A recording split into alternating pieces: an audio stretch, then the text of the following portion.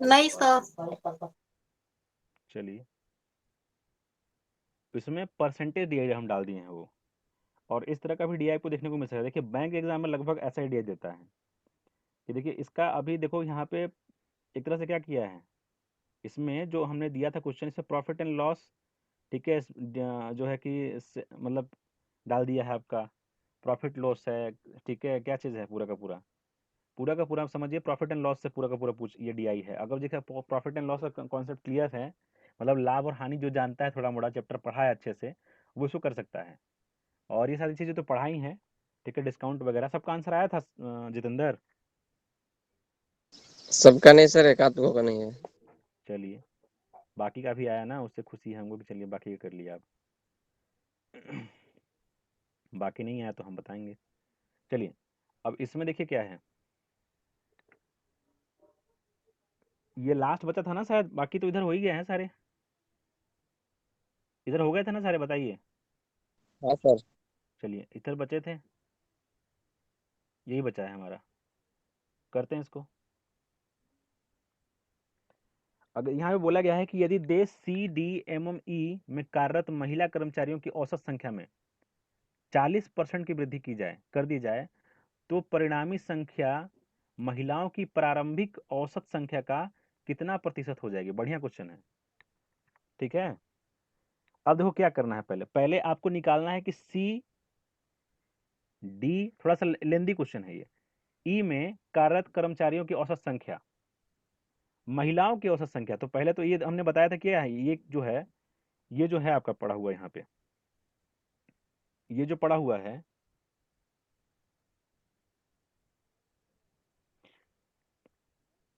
ये आपकी जो है कि ये क्या है, कुल कर्मचारी हैं, ये कुल कर्मचारी हैं,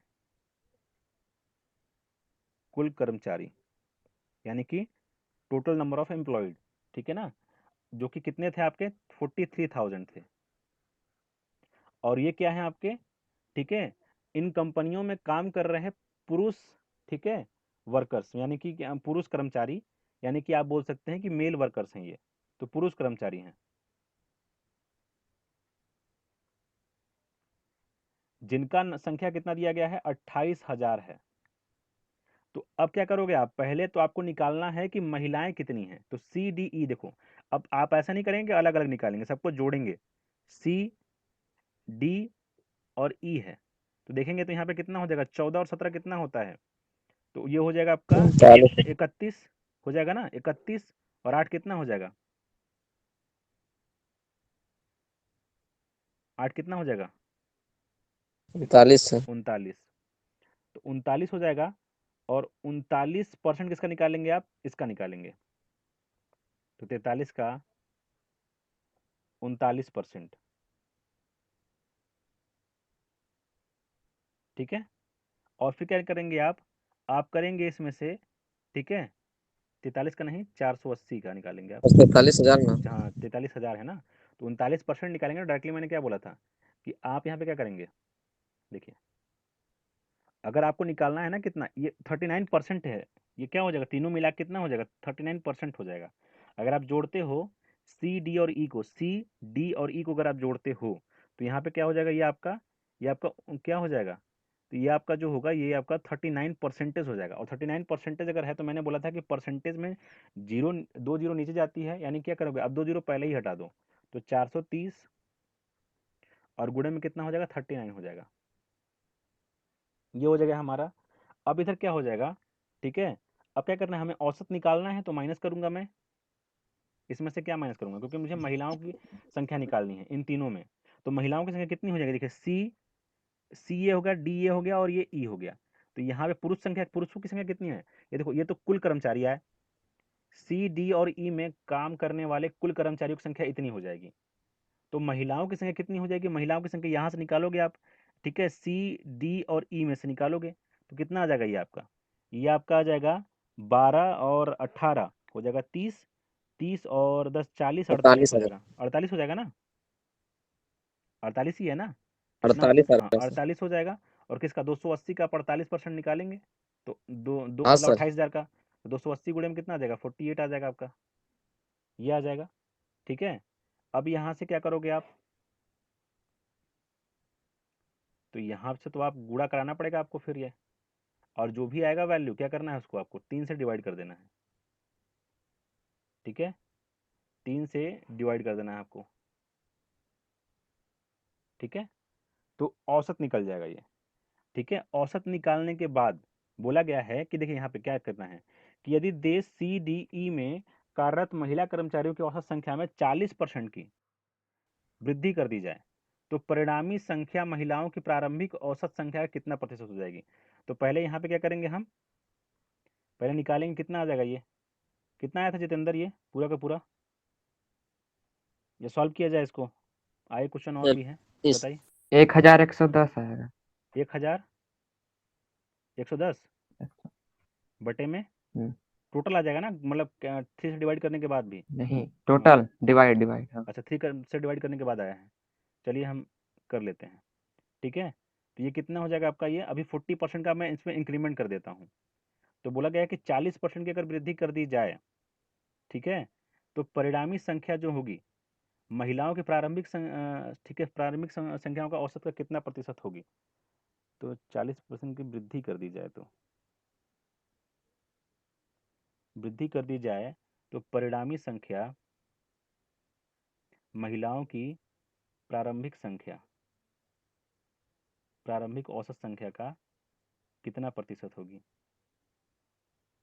ठीक है, तो 40% की वृद्धि अगर कर देंगे, कितना प्रतिशत अधिक होगी कि क्या, कुछ इसमें कितना लिखा है ये, का कितना प्रतिशत होगी, then the resulting number will be what percentage of initial average number of women, the average of female employee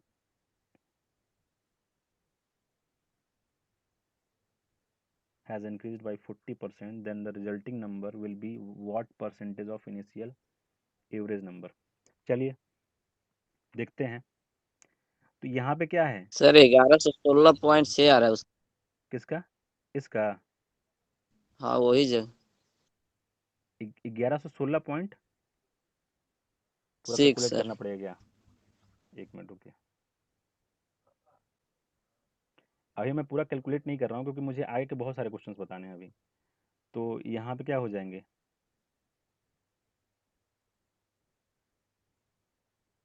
1116 आया है ना, 1116 ले लीजिए, हाँ ठीक है, सर। पूरा पूरा मत लीजिएगा। ठीक है, और ये कितना हो जाएगा अगर इसको 40% इंक्रीज किया जाए, तो 40% अगर इंक्रीज करेंगे किसको, इसको, ठीक है, तो 40% अगर इंक्रीज करेंगे तो कितना हो जाएगा, ये इतना ही हो जाएगा कुछ ना कुछ। ठीक है, 140 हो जाएगा फिर ये, और अगर 140 हो जाएगा तो ये कितना हो जाएगा आपका, ऊपर चला जाएगा 100। ठीक है, आपको ये देखना है ना कि, ठीक है, कि जो क्या है, जो परिणामी संख्या होगी वो इसका कितना प्रतिशत होगी, यही तो, इसको ऊपर रखेंगे इसको नीचे रखेंगे, और इसका 140% जो आएगा उसी को तो नीचे रखेंगे ना, उसी से तुलना करना है आपको, तो कितना हो जाएगा ये। तो अगर देखा जाए तो ये आपका हो जाएगा, ये वाली वैल्यू ऊपर चली जाएगी, बस ये वाला तो कट जाएगा आपका, ये वाला जो भी आएगा, और ऊपर क्या चला जाएगा, 100 चला जाएगा, और नीचे क्या चला आएगा, ठीक है, 14 चला आएगा। ठीक है, 140 चला आएगा, तो कितना परसेंटेज हो जाएगा ये, तो गड़बड़ हो रहा है कुछ, क्या कितना प्रतिशत है ना, ओके ओके ओके, तो परसेंटेज है, अब देख लेते हैं। 1000, ठीक है, आ जाएगा ये बटे में 14, काटेंगे कितना हो जाएगा, 14,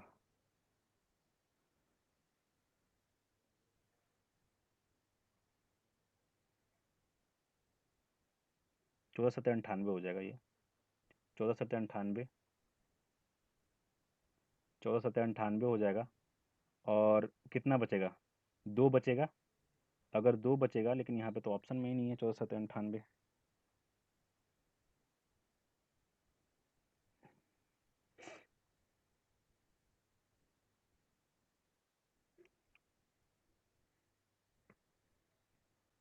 ऐसा तो नहीं क्वेश्चन में कहीं पे फॉल्ट है, ये देख लेते हैं। यदि देश में कार्यरत महिला कर्मचारियों की औसत संख्या में 40% की वृद्धि कर दी जाए तो परिणामी संख्या महिलाओं की प्रारंभिक औसत संख्या का कितना प्रतिशत हो जाएगा,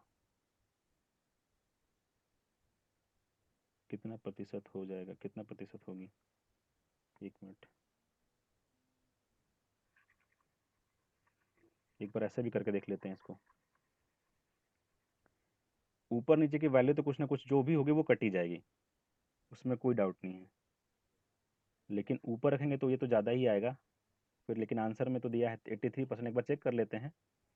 अगर मान लीजिए कि हम यहाँ पर रख देते हैं, इसका 140% कर देते हैं। 40% अगर वृद्धि किया गया है तो आपका आया था जो भी वैल्यू आएगी उसका 40% अगर आप बढ़ाओगे तो कितना हो जाएगा, 140 हो जाएगा ना। 40%, 40% मुझे निकालना है एक्स्ट्रा, तो सीधे सीधे मैं 140 निकाल रहा हूँ। 100% मैं क्यों निकालूंगा, 100% निकालूंगा फिर 40% निकाल के जोड़ूंगा उसमें, मतलब जो भी वैल्यू होगी। तो सीधे मैंने कितना कितना कर दिया, 140% निकाल दिया। 140% निकालने के बाद फिर क्या करेंगे आप क्या करेंगे कि इससे कंपेयर करेंगे। किससे कंपेयर करेंगे, प्रारंभिक, ठीक है, प्रारंभिक औसत संख्या कितना प्रतिशत है। तो प्रारंभिक कितना था, यही था ना, तो यही हो जाएगा, यानी कि कितना हो जाएगा आपका, ये एक इतना हो जाएगा, ठीक है। और इसका परसेंटेज निकालना है तो 100 से गुणा करा देंगे, तो ये वैल्यू तो कट जाएगी इससे। तो अभी कितना आ रहा है ये 140 और बटे में गुणे में कितना हो जाएगा, तो ज़्यादा हो जाएगा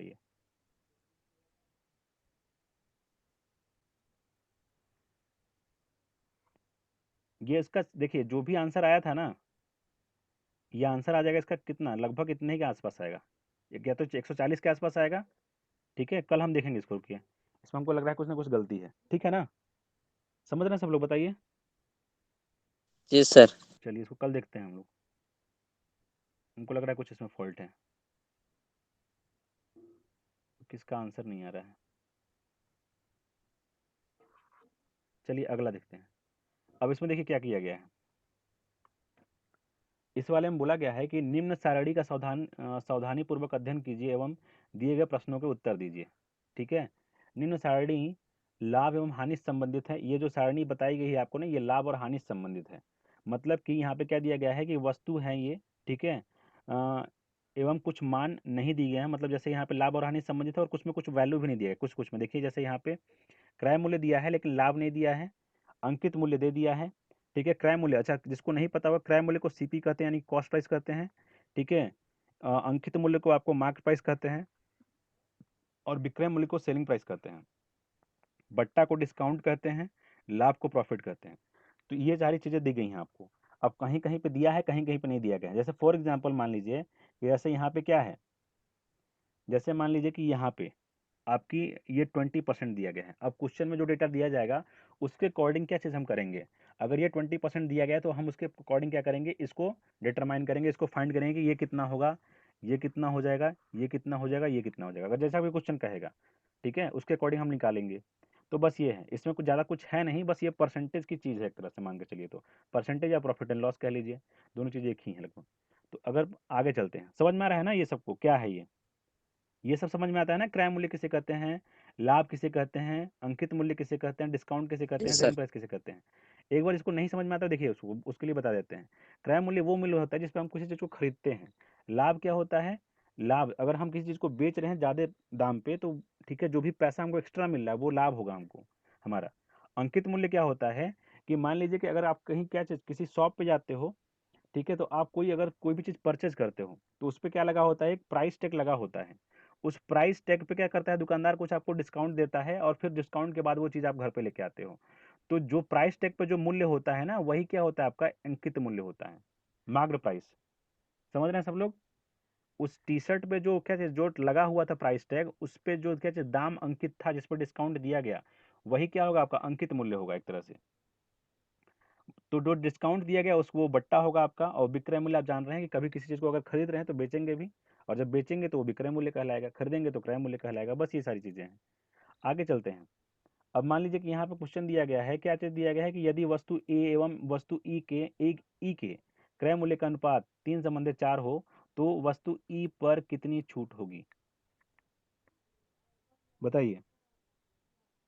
सर वो जो पहला ऑप्शन है ना 12 पॉइंट कुछ है।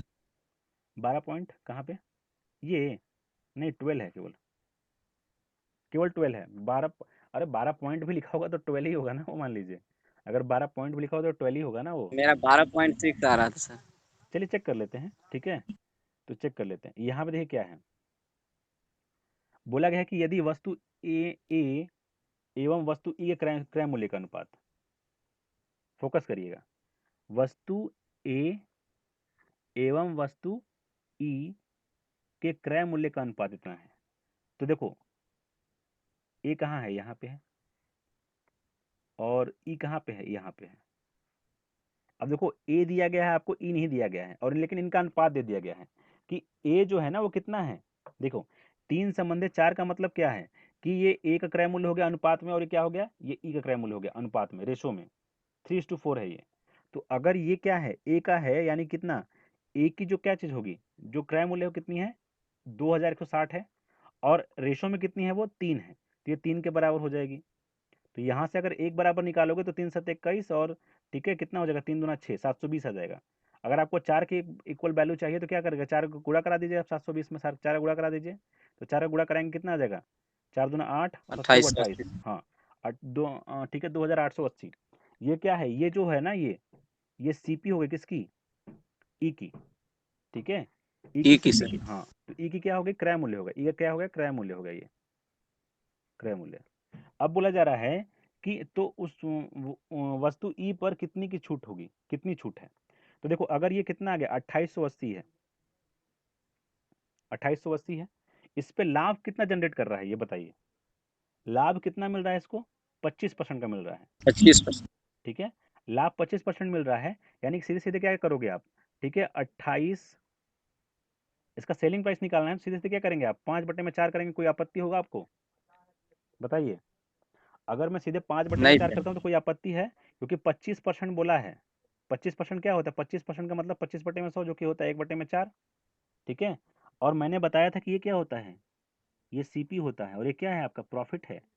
अगर ऐसा है तो ये कितना है, ये 5/4 है, क्योंकि पूरा अगर देखो एसपी निकालने के लिए मुझे क्या करना पड़ेगा, एसपी निकालना है अगर मुझे, तो मुझे दोनों को जोड़ना पड़ेगा ना, तो मैं जोड़ दिया ऐसे, तो मैं 5/4 कर दिया, ठीक है।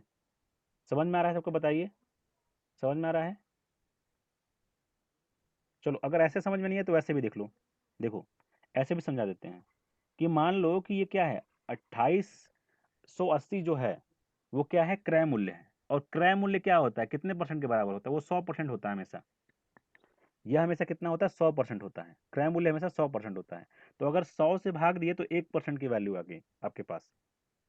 आपको निकालना क्या है, 25% निकालना है, सॉरी इसका मतलब कि क्रय मूल्य निकालना है, क्रय मूल्य जो भी होगा ना वो 25% एक्स्ट्रा होगा। यानी कि अगर क्रय मूल्य कितना है, सीपी अगर 100 है ना, तो एसपी कितना हो जाएगा, इससे 25 ज्यादा होगा, यानी कि कितना होगा, 125 होगा ना, होगा कि नहीं होगा, जी 125 होगा सर। कि नहीं होगा, 125 हो जाएगा। तो अगर 125 है तो यहाँ से क्या आएगी, 1% की वैल्यू आई, तो यहाँ पे मैं क्या करूंगा, अगर 125 से गुणा करा दूंगा तो 125 की वैल्यू आ जाएगी। तो ये हमारा विक्रय मूल्य निकल जाएगा यहाँ से। तो विक्रय मूल्य जब निकलेगा तो क्या आ जाएगा, देखिए ये हो जाएगा आपका, ठीक है। चलिए इसको नहीं समझ में आ रहा है ना, वही परसेंटेज स्टार्ट करेंगे, सारी चीजें क्लियर हो जाएंगी। तो यहाँ पे कितना हो जाएगा, 25 चुका 100, 25 25 125, 4 से काटो कितना हो जाएगा, तो 4 7 28, और 4 दूना 8, 720, वो कर दीजिए, मल्टीप्लाई कर दीजिए, 3600। कितना हो जाएगा, 5 दूना 10 हो जाएगा, 3600। 3600। अब देखो कितने का, यहाँ पे कितने का बेच रहा है इसको, बेच रहा है वो 3600 में, अंकित कितने पे किया है, अंकित कितने पे किया है बताइए, मतलब मार्केट प्राइस क्या है अंकित 4000। 4000 है, तो डिस्काउंट कितने का दिया होगा, 400 का ना। और डिस्काउंट किस पे दिया जाता है, हमेशा याद रखना, डिस्काउंट हमेशा अंकित मूल्य पे दिया जाता है, हमेशा याद रखिएगा, 2 3 बार रिपीट कर देते हैं, डिस्काउंट हमेशा अंकित मूल्य पे दिया जाता है। याद रखिएगा कि डिस्काउंट हमेशा किस पे दिया जाता है, अंकित मूल्य पे दिया जाता है, ऐसा नहीं कि क्रय मूल्य पे या फिर सीपी पे निकालिएगा, तब आंसर गलत आ जाएगा। अंकित मूल्य पे अगर दिया जाता है तो हम बात करेंगे जब भी ना, तो हम अंकित मूल्य के रिस्पेक्ट में बात करेंगे, मतलब हम इसके रिस्पेक्ट में बात करेंगे, इसके 4000 के, और 4000 के जब रिस्पेक्ट में बात आ करोगे गया तो आंसर सर कितना 10। आएगा, 10% आ जाएगा, ठीक है, कट जाएगा इससे। और ये 40 दहा में 400, ठीक है, 40 दहा में 400 हो जाएगा, अगर 40 दहा में 400 है तो 10% आंसर आएगा। सबको क्लियर है बताइए। हाँ सर। चलिए, तो ये इस तरह की है, ठीक है। अभी देखो बैंक में जो क्वेश्चन अब तक पूछे जा रहे हैं उसमें क्या होता है ना कि डीआई का जो प्रारूप है ना एसबीआई वगैरह के एग्जाम में, वो इस तरह का है कि वो कोई भी चैप्टर उठाकर रेंडमली उससे डीआई बना सकते हैं वो, ऐसी ठीक है एग्जाम होता है। और ये आश्चर्यचकित हो जाओगे आप लोग, कभी भी इंटरनेट पर सर्च करके देखिएगा कि एसबीआई के पीओ का कट ऑफ कितना जाता है, और उसमें आप लोग आश्चर्यचकित हो जाएंगे कि केवल डीआई ही आता है, केवल डीआई। केवल केवल मात्र केवल डीआई आएगा एसबीआई के पेपर में। नहीं होगा तो आप लोग प्रीवियस ईयर पेपर का कि एसबीआई का पीओ का मेंस का पेपर वो करिएगा, प्रीवियस ईयर का डाउनलोड करिएगा, पीडीएफ में मिल जाएगा आप लोग को इंटरनेट से। Previous year paper of SBI PO, ठीक है, पीडीएफ लिख के नेट पे सर्च करिएगा, देखिएगा उसमें कितने डीआई हैं। केवल यही चीज होता है, केवल यही चीज होगा बस। चैप्टर का आप लोग ये पढ़ना जरूरी है कि वहां से आपको बेसिक क्लियर होगा, लेकिन तो आपको केवल डीआई करना है वहां पे। और 50 60 70 यही कट ऑफ जाता है उसमें, 70 कभी 75 ऐसा कट ऑफ जाता है। अब सोच लो 200 नंबर के पेपर हो 75 नंबर पर सिलेक्शन है। तो ये चीज़ है कि ये समझने वाली चीज़ है। अब डिटेल में पूरा अगर समझाने जाऊंगा तो बहुत सारी चीज़ें हैं इसमें समझाने के लिए। जिसको समझ में आया होगा ठीक है, अगर नहीं समझ में आया तो पूछ लीजिए, ठीक है। नहीं तो ये परसेंटेज जब भी पढ़ाएंगे या फिर प्रॉफिट एंड लॉस पढ़ाएंगे तो जरूर क्लियर होंगी ये सारी चीज़ें। जैसे देखिए जितेंद्र का कुछ कुछ कॉन्सेप्ट क्लियर था, वो क्वेश्चन ला के आए हैं क्योंकि वो पढ़े हैं मुझसे, जो है कि परसेंटेज और डी ये प्रॉफिट एंड लॉस दोनों चीज़ें। आगे चले चंदा, आगे चले ना। Yes sir. चलिए आगे चलते हैं। अब देखिए यदि 2200 सर। हाँ, इसका 2200 आंसर आया है इनका।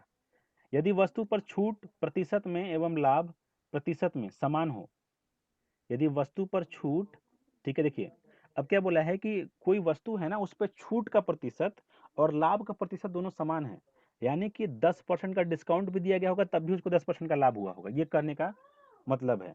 अगर 20% का दिया होगा डिस्काउंट दिया होगा तो 20% का लाभ हुआ होगा। अगर 15% का डिस्काउंट दिया होगा तो 15% का लाभ हुआ होगा। अगर 6% का डिस्काउंट दिया होगा तो 6% का लाभ होगा। तो ये है इसका कहने का मतलब कि अगर छूट जितना देंगे उतना ही परसेंट का हम डिस्काउंट, मतलब उतने परसेंट का हम लाभ भी कमाएंगे, ठीक है। ये है इसमें मोटिव। तो डी में यहाँ पर बोला है कि वस्तु डी में, ठीक है, अंकित मूल्य, वस्तु डी का अंकित मूल्य क्या होगा। तो पहले देखो डी कहाँ है, यहाँ है। डी में हमें दो चीजें दी गई हैं, हमें दो चीजें दी गई हैं, क्रय मूल्य, विक्रय मूल्य। अब ये बताइए कि अगर आपको क्रय मूल्य दिया गया है और विक्रय मूल्य दिया गया है तो क्या आप यहाँ पे लाभ निकाल सकते हैं, बताइए। कोई भी बोलिए एक कि क्या आप यहाँ पे हाँ सर। लाभ निकाल सकते हैं आराम से, क्योंकि हम आपको 1980 रुपया दिया गया है यहाँ पे। अब अगर लाभ दिया गया है तो लाभ का प्रतिशत भी निकाल सकते हो आप, तो लाभ का प्रतिशत भी निकाल सकते हैं, यानी क्या हो जाएगा, अगर देखोगे तो कितना है ये, 10%। हाँ यहाँ पे देखोगे तो दोनों के बीच का कितना है, 180 का है, तो 180 हो जाएगा। और 180 का कितना परसेंट है किसका, 1800 का। अब बोलोगे सब सर आप 1800 क्यों नीचे लिख रहे हैं, आपने क्रय विक्रय मूल्य क्यों नीचे लिखा है, क्यों नहीं लिख सकते हम इसको। तो यहाँ पे जब भी हम लाभ निकालते हैं ना तो हमेशा हम क्रय मूल्य से ही तुलना करते हैं, ये भी मानिएगा। और ये कॉन्सेप्ट है, यही कॉन्सेप्ट ही है कि जब भी हमें लाभ निकालनी हो या फिर हानि निकालनी हो तो हम किससे तुलना करेंगे, क्रय मूल्य से ही तुलना करेंगे। लाभ और हानि का निर्धारण कहाँ से होता है, क्रय मूल्य से ही होता है, याद रखिएगा। तो इसीलिए हमने यहाँ पे 1800 नीचे लिखा है। गुणे में क्या करेंगे, हम 100 करेंगे, क्योंकि हमें निकालना है लाभ का प्रतिशत, कितना परसेंट, ठीक है, प्रॉफिट हुआ है, हमें प्रॉफिट परसेंट निकालना है। तो यहाँ से आप देखोगे तो यहाँ क्या हो जाएगा, 20 कटेगा, 18 दाम में कितना होता है, 180 होता है, यानी कि पी बराबर में कितना हो गया, प्रॉफिट परसेंट कितना हो गया, 10% हो गया। अगर प्रॉफिट परसेंट 10 आया आपका तो यानी कि यहाँ पे कितना हो गया, ये 10% हो गया। अगर ये 10% है तो क्वेश्चन के अनुसार छूट और लाभ का प्रतिशत समान है, यानी क्या हो जाएगा, लाभ और बट्टा दोनों समान हो जाएंगे, ये भी 10% हो जाएगा, ठीक है। समझ में आ रहा है, बताइए, समझ में आ रहा है बताइए। सर। और डिस्काउंट किस पे दिया जाता है, अभी बताया था, डिस्काउंट किस पे दिया जाता है, डिस्काउंट हमेशा अंकित मूल्य पे दिया जाता है। यानी कि अंकित मूल्य क्या होता है, एमपी होता है, और उस पर डिस्काउंट दिया होगा कितने का, 10% का डिस्काउंट दिया है, यानी कि अगर 10% का डिस्काउंट देगा तो कितने में वस्तु को बेचेगा, 90% में बेचेगा। एमपी कितना है, ठीक है, जो भी होता है डिस्काउंट हमेशा किस पे दिया जाता है, मार्क्ड प्राइस पे दिया जाता है। तो जब भी मार्क्ड प्राइस पे ये 10% का डिस्काउंट देगा, देगा तो कितने का देगा, 90% में फिर वस्तु को बेचेगा। और क्योंकि विक्रय मूल्य हमें पता है कितना है, 1980 है, तो बस निकाल लीजिए आप यहाँ से कि आपका मार्क्ड प्राइस क्या हो जाएगा। और मार्क्ड प्राइस आपसे पूछा ही है, अंकित मूल्य देखो यहाँ पे, तो क्या हो जाएगा, यहाँ से आपकी एक जीरो ये कट जाएगी, 9 से काटोगे तो कितना हो जाएगा आपका ये, 9 दूना 18, 9 दूना 18, और कितना बचेगा, एक जीरो बच जाएगा। इधर से एम पी बराबर में कितना हो जाएगा आपका, 2200 हो जाएगा। तो ये आपका आंसर हो जाएगा 2200। बहुत बढ़िया जितेंद्र, देखिए इनका आया है, समझ में आ रहा है सबको। अब चंदा आपको आ रहा है थोड़ा मोड़ा, चंदा आपको आ रहा है, हेलो। Yes sir.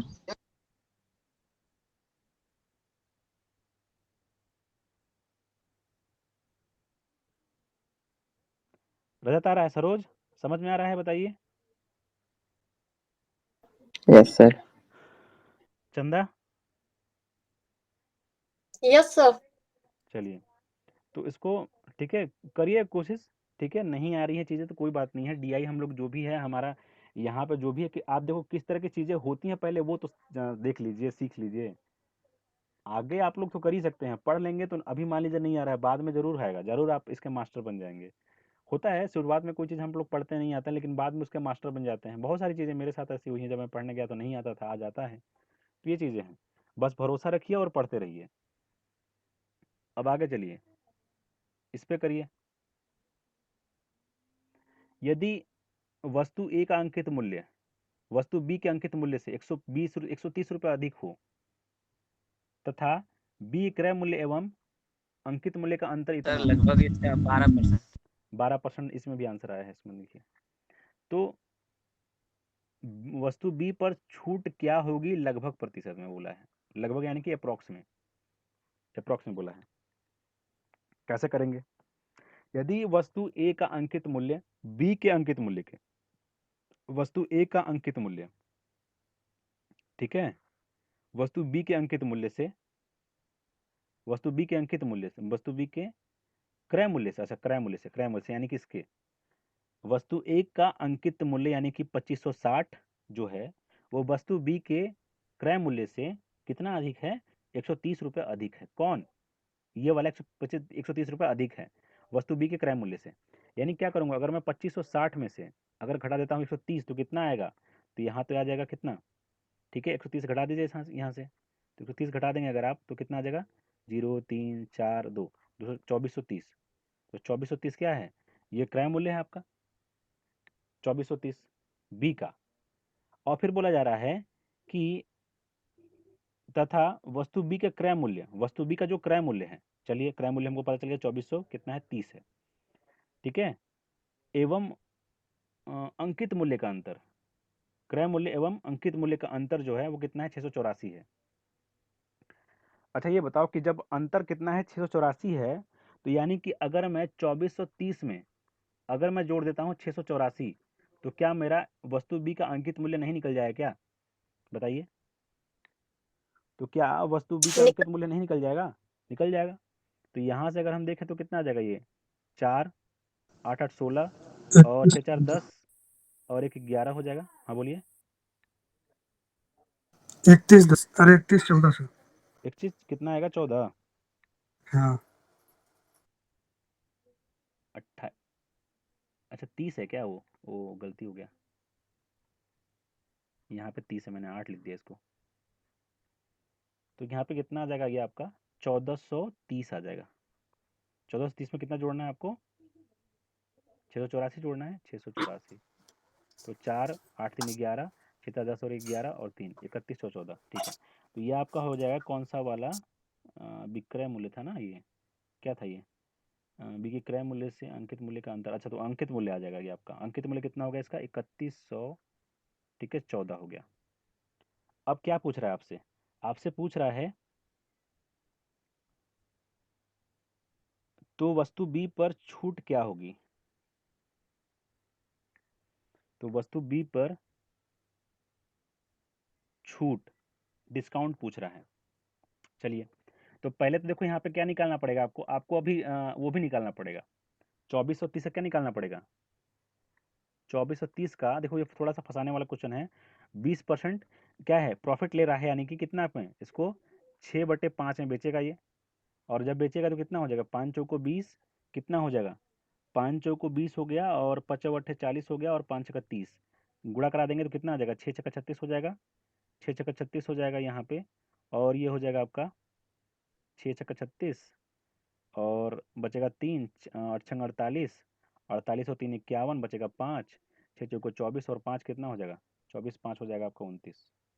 ठीक है, तो 2916 हो गया आपका। ये क्या हो गया? विक्रय मूल्य। अब देखो इन दोनों के बीच गैप कितना है?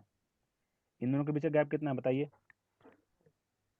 क्योंकि आपसे बट्टा पूछ रहा है ना, लगभग में बट्टा आपसे पूछ रहा है, तो ये क्या है? मतलब कि डिस्काउंट आपसे पूछ रहा है। डिस्काउंट, तो डिस्काउंट निकालने के लिए क्या करेंगे आप?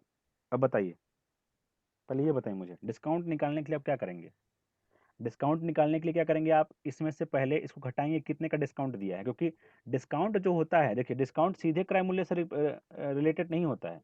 डिस्काउंट जो होता है वो सीधे एमपी से रिलेटेड होता है, मतलब कि मार्केट प्राइस से रिलेटेड होता है। और मार्केट प्राइस जो होता है वो किससे, सेलिंग प्राइस से रिलेटेड होता है।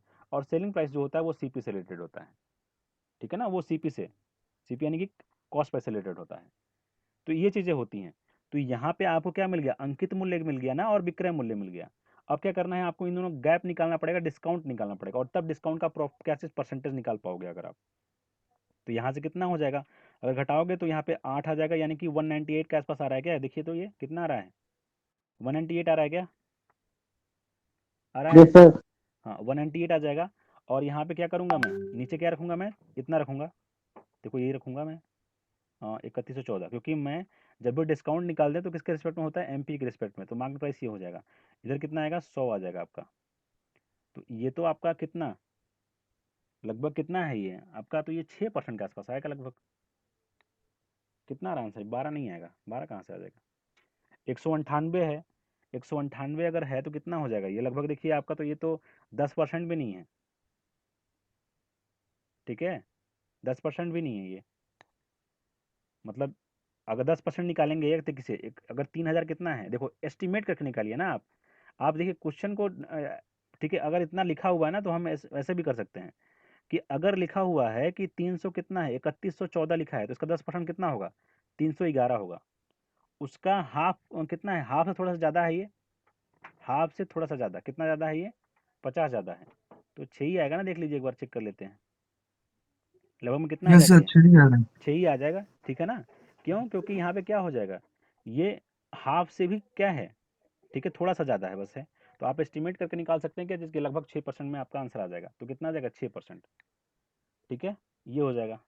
समझ में आ रहा है सबको, बताइए, समझ में आ रहा है, समझ में आ रहा है, बताइए। ये अच्छा लेवल क्वेश्चन हम डाले हैं इसमें, ठीक है, ठीक है ना। और भी क्वेश्चंस करा देंगे जो भी, ठीक है, जो भी सिंपल सिंपल और भी कुछ क्वेश्चंस डालेंगे इसमें, लेकिन फिलहाल किस तरह के क्वेश्चन बन सकते हैं इसमें, या फिर किस तरह क्वेश्चन आता है वो भी देख लीजिए, या फिर फ्यूचर में हो सकता है आ जाए, हो सकता है कि, ठीक है, जिस तरह से पेपर में क्या हो रहा है डेली कुछ ना कुछ चेंज हो रहा है, हो सकता है कि यही क्वेश्चन आपको पेपर में देखने को मिल जाए, जरूरी नहीं है। और अगर ऐसे क्वेश्चन पेपर में कभी आते हैं तो ये भी याद रखिए, कट ऑफ हमेशा कम जाता है, क्योंकि बच्चे अगर इतना कैलकुलेशन है या फिर इतना करना पड़ेगा, तो बच्चे, जाहिर सी बात है कि कोई भी कितना सब बड़ा से बड़ा आदमी हो जाएगा, वो क्या करेगा, इसमें ज़्यादा टाइम लेगा ही लेगा। और जब टाइम लेगा तो क्या होगा, कट ऑफ कम जाएगा। हाँ लेकिन थोड़ी स्पीड आपकी होनी चाहिए, इतनी भी कम नहीं होनी चाहिए कि आप एकदम एकदम 5 मिनट ले लीजिएगा करने के लिए, ऐसा नहीं होनी चाहिए। हाँ 1 मिनट ले लीजिए, 1.5 मिनट ले लीजिए, 2 मिनट ले लीजिए, उतना मैक्सिमम होना चाहिए आपके लिए। तो ये है, आगे बढ़ते हैं।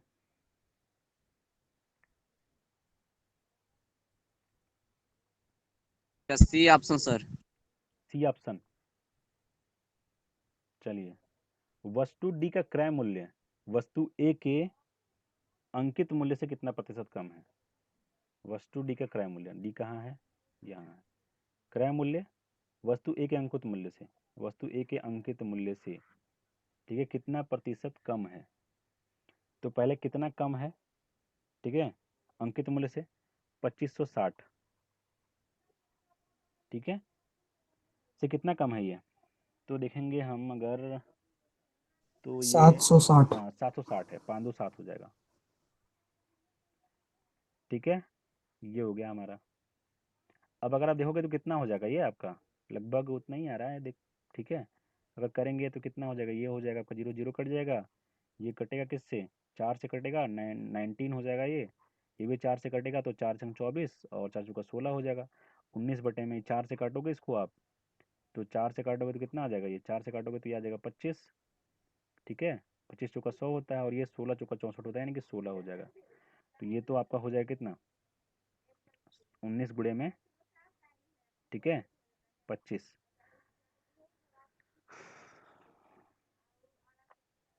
ऐसे अगर देखा जाए, मान लीजिए जैसे ऐसे लेते हैं, मान लीजिए पूरा करने से भी पहले देखिए, थोड़ा सा देख लीजिए, आंसर आपका यही आ जाएगा डायरेक्टली। कैसे, 19 बटे में कितना है, 64 है ना, 19 बटे में अगर 64 है, ठीक है, तो लगभग ये कितना हो जाता, अगर ये 20 होता तो लगभग कितना हो जाता, 20 3 60 के बराबर, यानी कि लगभग ये किसके बराबर होता, मतलब कि देखिए ये कितना हो जाएगा इसका, 1/3 से भी कम है किसका, इससे। 64 का 1/3 कितना हो जाएगा, 3 दूना 6, 3 एकम 3, 31, मतलब कि से कम है 19, यानी कि 1/3 से तो कम ही होगा ना ये, ठीक है। अगर 1/3 अगर होता तो 33 पॉइंट में 33% आंसर होता, लेकिन 1/3 से कम है, तो क्या होगा यहाँ पे, अगर दिमाग लगाओगे यार तो क्या हो जाएगा, तो आंसर ये क्या होना चाहिए, ठीक है, 30% से नीचे ही आएगा, लेकिन इतना भी नीचे नहीं आएगा, ठीक है। क्या हो जाएगा, ये लगभग इतना का इतना ही आंसर आएगा। अगर आप इसे करके देखना चाहते हो तो कर लीजिए, ठीक है। कितना हो जाएगा, नीचे हो जाएगा आपका ये 16 हो जाएगा ये आपका, ठीक है। तो अगर करना चाहें तो 25 नवा के 225 होता है, बचेगा 22 आपका, ठीक है। 22 बचेगा, और 25 से कम 25, 5 2 7, 2 2 4, इतना हो जाएगा। 16 से भाग दोगे तो कितना हो जाएगा, 16 दूना 32, बचे कितना, 16 3 48 होता है, 15 बच जाएगा, यानी कि हो जाएगा 155 हो जाएगा, ठीक है। 16 नवा कितना होता है, 144 होता है, कितना बच जाएगा, ठीक है, 11 बच जाएगा, ठीक है। 11 बचेगा, देखो फिर से वही आ जाएगा, ठीक है। 11 बचेगा अगर, तो अ, ठीक है, तो 16 छंग 96 होता है, वही आ रहा है, ठीक है। 29 पॉइंट इतना तो आ ही गया, तो अब तो कर ही सकते हैं, तो यही आ जाएगा आपका 29.69 आ रहा है ना सबका, बताइए हो जाएगा ना, हो जाएगा। Yes, sir. और देखिए अगर इस जो क्वेश्चन करा दे रहे हैं ना, इसको एक बार फिर से ट्राई जरूर करिए घर पे। पिछले वाले पीडीएफ में आप जरूर पढ़ा होगा ये साफ सुथरा एकदम, उसको खोलिएगा जो कल भेजा था मैंने पीडीएफ, और उसमें से उठा के क्वेश्चन को सॉल्व करिएगा एक बार जरूर, ताकि आपको आ रहा है कि नहीं, आप इसको एग्जामिन कर पाए। अब देखिए यहाँ पे ये दे दिया गया है आपको, क्या दिया गया है, अगली डीआई है, 5 कंपनियों की वर्ष 2001 में आय और उनका व्यय करोड़ रुपए में दिया गया है। 5 कंपनियों की आय, आय का मतलब क्या होता है, इनकम। देखो यहाँ पे आय है, ये जो ब्लू वाला है, ठीक है, लाइट ब्लू वाला, उसको मतलब ये आय है आपका, यानी कि ये इनकम है, ठीक है। और जो डार्क ब्लू है वो आपका व्यय है, व्यय का मतलब क्या होता है, एक्सपेंडिचर होता है, एक्सपेंडिचर, यानी कि खर्च हो भी बोल सकते हैं इसको, बहुत लोग व्यय भी बोलते हैं, तो मान लीजिएगा जो भी है, ठीक है ना, खर्च और व्यय है। तो इस तरह से, तो ये हमारा क्या है, ये हमारा एक्सपेंडिचर हो जाएगा, और ये हमारा क्या हो जाएगा, आय हो जाएगा। तो आय ये हो जाएगा आपका, ठीक है, यानी कि इनकम, और ये हो जाएगा आपका, ठीक है, एक्सपेंडिचर यानी कि खर्च यानी कि व्यय, ठीक है। आप इसको मान के चलिएगा कि ये जो लाइट ब्लू वाला जो पट्टा है वो क्या इसको दिखाता है, आय को दिखाता है। डार्क ब्लू वाला जो पट्टा है उसको दिखाता है, वो एक्सपेंडिचर को दिखाता है। अब यहाँ से आपका क्वेश्चन शुरू होता है, ठीक है, समझ में आ रहा है ना क्या है ये। और ये करोड़ रुपए में दिया गया है, यानी कि अगर यहाँ पर देखिए लिखा गया है ना कि क्या है, कंपनी में जो क्या है, कंपनी का जो आय है वो कितना है, कंपनी की जो इनकम है ये इतनी है 35, और 1 करोड़ में कितनी है, 45 करोड़ में है खर्च, ठीक है, समझ में आ रहा है। Yes, sir.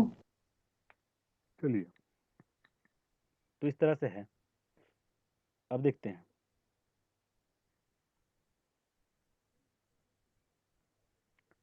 तो देखो पूछा क्या, 2001 में 5 कंपनियों को मिलाकर, ठीक है, 2001 में 5 कंपनियों को मिलाकर लगभग कितने प्रतिशत लाभ और हानि हुई है। तो कभी भी देखिए, अगर आपको ऐसा क्वेश्चन अगर मिलता है, तो कभी भी आप जो एक्सपेंडिचर है, एक्सपेंडिचर, इसको मानिएगा सीपी। सीपी का मतलब क्या होता है, क्रय मूल्य मानिएगा। क्रय मूल्य क्यों मानेंगे, ठीक है, वो भी बता रहे हैं अभी।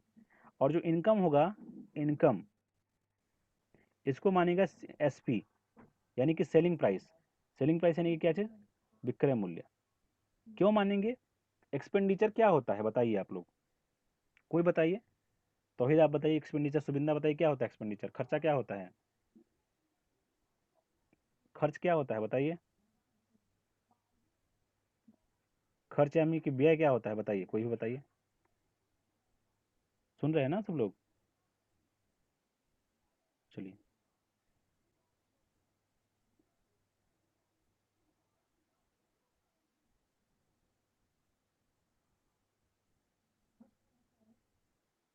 चंदा बताइए वो क्या होता है, खर्च क्या होता है? जैसे हम कोई काम पे लगा देते हैं जो पैसा। लगाते हैं उसी को हाँ, जैसे बोलते हैं। खर्च का मतलब होता है कि जैसे हम जैसे कोई पैसा हम क्या कर रहे हैं, जैसे कहीं पर लगा रहे हैं या फिर कोई चीज़ खरीद रहे हैं, ठीक है, तो वो क्या होता है, खर्च होता है।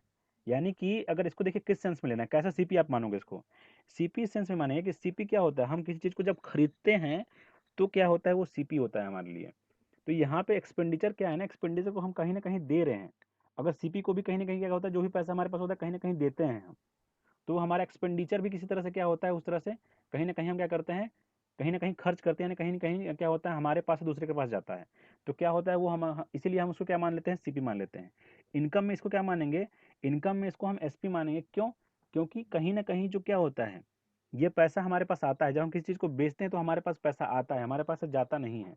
तो यानी कि क्या है ये हमारा, ठीक है, इनकम जो होगा हमारा वो सेलिंग प्राइस हो जाएगा, और इसके बिहाफ पे हम लाभ और हानि की गणना करेंगे। ठीक है, तो अगर आप देख रहे हो यहाँ पे 45, ठीक है, पहले कंपनी में पहले ये निकाल लीजिए कि सीपी कितनी है, सीपी यानी कि एक्सपेंडिचर कितना है। तो सीपी अगर देखें, देखो, तो सीपी यानी क्या चीज़, एक्सपेंडिचर यानी कि व्यय, और व्यय किससे, ये डार्क वाले पट्टे से दिखाया गया। तो पहले इसको सबको ऐड कर लीजिए, 45 और 50 कितना हो जाएगा, सॉरी 45 और 40 95 हो जाएगा, 95 और 9 4 13, 13 और कितना हो जाएगा 140 हो जाएगा, 140 और 30 कितना हो जाएगा, 170 हो जाएगा, 170 और 45 कितना हो जाएगा आपका, तो 170 और 45 यानी कि मतलब कि 7 4 11, यानी कि कितना हो जाएगा, ठीक है, ये हो जाएगा 215। 15। ठीक है, एक बार फिर से जोड़ लेते हैं, 40 40 और 45 कितना हो जाएगा, 95, 95 और कितना हो जाएगा आपका 45, 95 में अगर 5 जोड़ेंगे तो आ जाएगा आपका कितना, 100, 100 140 हो गया, 140 में 30 जोड़ेंगे 170, 170 में अगर 45 जोड़ेंगे तो कितना हो जाएगा, अगर 170 में पैसे 40 जोड़ दीजिए तो कितना हो जाएगा, 210 215, ठीक है। अब मान लीजिए हम निकालते हैं एसपी निकालते हैं, यानी कि हम निकालते हैं इनकम, ये हमने एक्सपेंडिचर निकाल लिया, हम निकालते हैं इनकम। ठीक है, इनकम कितना है हमारा, यानी कि आय कितनी है हमारी, देखो 35 50 कितना हो जाएगा, 5 3 8 85, 85 और 40 कितना हो जाएगा, 8 4 12 यानी कि 125, 125 और कितना 40 कितना हो जाएगा, 125 और 40 हो जाएगा 165, 165 में अगर हम 50 जोड़ देते हैं तो कितना हो जाएगा आपका, तो हो जाएगा 205। हो रहा है ना, हो रहा है, बताइए। अब देखो यहाँ पे क्या है कि सीपी जो है ना वो बड़ा हो जा रहा है, किससे, सेलिंग प्राइस से। जब मतलब किसी चीज़ को अगर हम क्या कर रहे हैं, हम क्या चीज़ कर रहे हैं, जितने में खरीद के ला रहे हैं उतने में बेच नहीं पा रहे हैं, तो क्या होता है, मान लीजिए आप खरीद क्या चीज़, अब यहाँ से कॉन्सेप्ट लगाइए कि मान लीजिए कि आप कोई पेन खरीद के लाए 10 रुपये का, उसको बेच दिए फिर कितने में, 9 रुपये में, तो क्या हुआ, आपको लाभ हुआ कि हानि हुआ, लाभ हुआ कि हानि हानि। हुआ। तो यानी कि कंपनी में व्यय कितने का है, 215 का है, और खर्च कितना है, सॉरी, और इनकम कितने की है, 205 की, यानी कि क्या हो रहा है, हानि हो रहा है ना, हानि हो रहा है कि नहीं हो रहा है, हानि हो रहा है। तो हानि हो रहा है 215 के रिस्पेक्ट में हमेशा क्या करेंगे, कितने का हानि हुआ, 10 का हानि हुआ, 215 के रिस्पेक्ट में गुणे में क्या हो जाएगा, 100, क्योंकि हानि जो भी होता है वो पहले ही बताया था कि वो क्रय मूल्य पर हमेशा निकालते हैं, तो इसीलिए हमने यहाँ पे नीचे किसको रखेंगे, सीपी को रखेंगे। क्या हो जाएगा यहाँ पे, अगर निकालोगे तो कितना हो जाएगा ये आपका, कितने के परसेंट के आसपास आएगा, ये देखो इसका अगर निकालूंगा ना मैं 10%, कितना आ जाएगा ये, कर लें क्या या फिर छोड़ दें, कितना हो जाएगा ये देखते हैं, एस्टिमेट करके पहले निकालिए कितना हो जाएगा। ये आपका अगर 21 दशमलव अगर 215 है, 215 का अगर आप अगर निकालते हो 10%, कितना हो जाएगा, कितना हो जाएगा, 21.5 होगा। 5% अगर आप निकालते हो तो कितना हो जाएगा, 5% अगर आप निकालते हो 21.5 का, तो कितना हो जाएगा ये आपका, तो आपका हो जाएगा 10.75 हो जाएगा ना। यानी कि ये थोड़ा सा बस अधिक है 5% से, मतलब थोड़ा सा कम है ये 5% से, थोड़ा सा अगर कम है तो ये वाला आंसर होना चाहिए। बस आ रहा है सबका, देख लीजिए आ रहा है, पूरा करने की जरूरत नहीं है, आप इसको एस्टिमेट करिए कि 215 जो है ना वो कितना क्या है, 215 का अगर आप 10% निकालते हो क्या होगा, 215 का 10% निकालिए कितना हो जाएगा, 21.5 होगा। 215 का अगर आप 10% निकालेंगे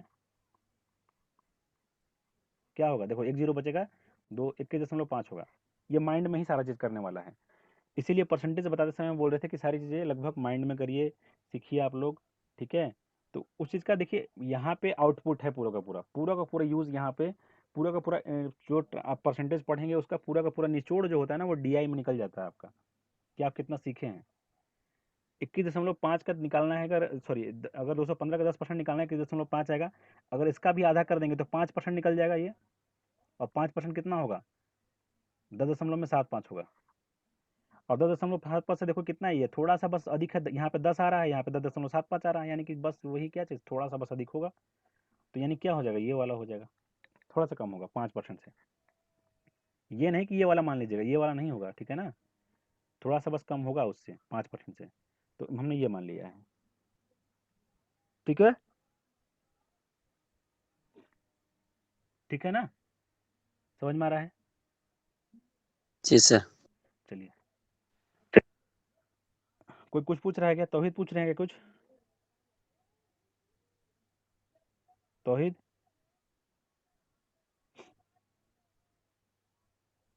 तौहीद कुछ पूछ रहे हैं? चलिए, नहीं पूछ रहे हैं, आगे देखिए। If company does income grow 10% in sorry Hindi में पढ़ते हैं। यदि कंपनी डी की आय 2001 में 2000 की तुलना में 10% अधिक हुई और कंपनी, ठीक है, कंपनी को 2000 में 20% का लाभ हुआ, ठीक है, 2000 में 20% का लाभ हुआ हो, तो तो 2000 में व्यय कितना करोड़ रुपए में था, ये निकालना है। कैसे निकालेंगे? या फिर देखिए इसमें कुछ क्वेश्चन बच गए हैं, टाइम भी हो चुका है थोड़ा सा, तो आप लोग क्या करिएगा, इसमें से देखिए कितने क्वेश्चन बचे हैं, एक हो गए ये, 2, 3, 4, ये 4 क्वेश्चन बचे हैं, इसको करने की कोशिश करिएगा, नहीं आएगा तो कल बताएंगे। और इसमें कल वाले क्लास में रडार DI कराएंगे, रडार और एक कैसलेट DI बचा है, 2 ठो हमारा, बाकी सारे लगभग हमने करा दिए हैं। तो 2 हम कल, या तो फिर कल करा देंगे, कल रडार करा देंगे या फिर कैसलेट करा देंगे, फिर देखेंगे, कोशिश करेंगे कल दोनों करा दें। तो आप लोग कल मिस मत करिएगा, कल जो है रडार DI पढ़ाएंगे। अब देख लेना कि DI किस किस टाइप का होता है, तो रडार किस तरह का होता है, रडार DI किस तरह का होता है, ठीक है ना, समझ में आ रहा है। संडे का भी चलेगा? नहीं, संडे को चलेगा नहीं, अभी बहुत गैप हो चुका था ना, उधर हम पढ़ा भी नहीं पाए थे, आप लोग को लाइट नहीं थी, हम सोचे कि इस दिन क्लास ले लेते हैं और क्या, ठीक है, ठीक है सर। इस वजह से, नहीं तो और कोई बात नहीं है। बस संडे को तो हम खुद ही ज़्यादा छुट्टी रखे थोड़ा सा, लेकिन आज हम 2-3 दिन का हमारा हो गया, तो उधर कंप्लीट नहीं हो पाता है ना, तो फिर दिक्कत होता है। अब डेली डेली छूटता जाता है तो फिर बहुत थोड़ा सा ये होता है कि अब लंबा जा रहा है, मुझे खुद ही लगता है कि लंबा जा रहा है, मैं तो ऐसे ही लंबा खींच देता हूँ कोई भी चीज़। तो मुझे लगा कि नहीं, ले लेना चाहिए क्लास, नहीं तो और लंबा चला जाएगा। अभी ये अगर ले लिया आज, तो कल मेरे पास एक और बचेगा, कल मैं क्लास खत्म कर दूंगा इसका DI का, कल या परसों में, नहीं तो फिर मेरे पास 2 दिन और एक्स्ट्रा लगते करने में इसको। तो इस वजह से बस आज है आपका, ठीक है, चलिए।